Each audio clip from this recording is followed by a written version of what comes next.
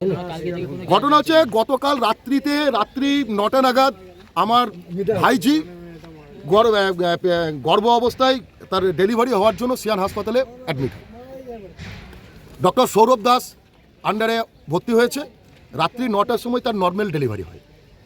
রাত্রি 9টার ডেলিভারি হওয়ার পর ডাক্তার বলছেন তার পরবর্তী ক্ষেত্রে কি ঘটনা ঘটেছে, কোন কোন নার্স সেই সময় কর্মরত ছিলেন বা কর্মের ডিউটিতে ছিলেন, অ্যানাস্থেসিস এটা জবাবটা দিতে পারবে, আমি বলতে পারবো না এই ডেথের অ্যাকচুয়াল কারণ কি।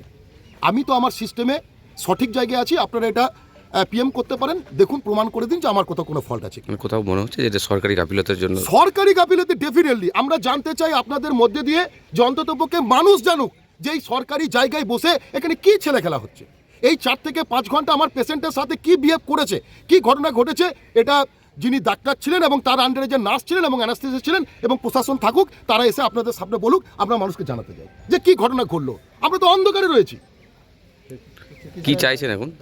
আমরা চাইছি যে অন্ততপক্ষে ডাক্তার এবং ডাক্তার আন্ডারে যে নার্স ছিলেন এবং অ্যানাস্থেসিস করেছেন, শুনলাম যে ব্যথা সহ্য করতে পারছে না, টোটাল ওদের যে টিম ছিল আমার এই পেশেন্টের থাকাকালীন, সেই টিম এসে অবশ্যই প্রশাসন আসুক, এখানে আমাদের দিক থেকে কোনোরকম কোনো মিসবিহেভ হবে না। আমরা জানতে চাই কি ঘটনা ঘটে। গতকাল আমার ভাইজি গর্ভবতী ছিল, হঠাৎ পেটে যন্ত্রণা ওঠে, আমরা তড়িঘড়ি নিয়ে এসে সিএন হসপিটালে ভর্তি করি।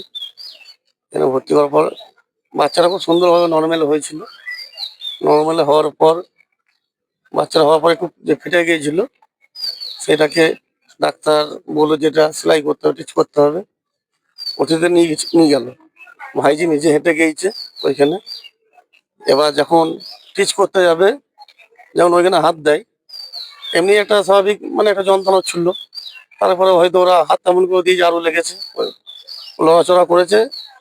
নার্সের গায়ে পাটা ঠিক আছে, নার্স বলেছে যে তোমাকে লাদ মারলি, হ্যাঁ তোর ব্যবস্থা করছি, তোকে এই 5 জনের করবো, তারপর লাস্টে তোকে করবো। ওখানকার যিনি নার্স ছিলেন, হ্যাঁ যিনি নার্স ছিলেন। তারপরে ভাইজিটাকে ও যেমন ওঠাউঠি করতে গিয়েছে, লড়াচড়া করতে গিয়েছে, তখন ওকে দুটো হাত দুটো পা টেনে বেডের সঙ্গে বেঁধে দিয়েছে। তারপরে তখন থাক, সবাই লাস্টে দেখবো। আমার ভাইজিটা ওইখানেই মারা যায়। মানে কতক্ষণ ফেলে রেখেছিল? 4 ঘন্টা। 4 ঘন্টা 4 ঘন্টা ফেলে রেখেছিল, কোনো কিছু হয়নি? কোনো কিচ্ছু হয়নি। তারপর 4 ঘন্টা পর যেমন আমাদেরকে জানাই যে তোমাদের পেশেন্টের অবস্থা খারাপ, তোমরা ইমিডিয়েটলি তোমরা অ্যাম্বুলেন্সের সঙ্গে অপারেটর ভেন্টিলেশন তোমরা ব্যবস্থা করো। আমরা বললাম এখন আমাদেরকে এখনই জানাচ্ছেন, আমরা 4 ঘন্টা ভরে রেখেছেন আমাদের পেশেন্টকে, এর মধ্যে আমাদেরকে কেন জানাইলেন না? পেশেন্ট মানে মারা যায় কখন? তাও পেশেন্ট মারা গেছে মোটামুটি 11টা হবে। আর বাচ্চা? বাচ্চা হয়েছে ওই না বাচ্চা হয়েছে ওই 11টা 10টার দিকে। আর 9টা না 9টার সময় বাচ্চা হয়েছে, আর মারা গিয়েছে ওই 11টা হবে।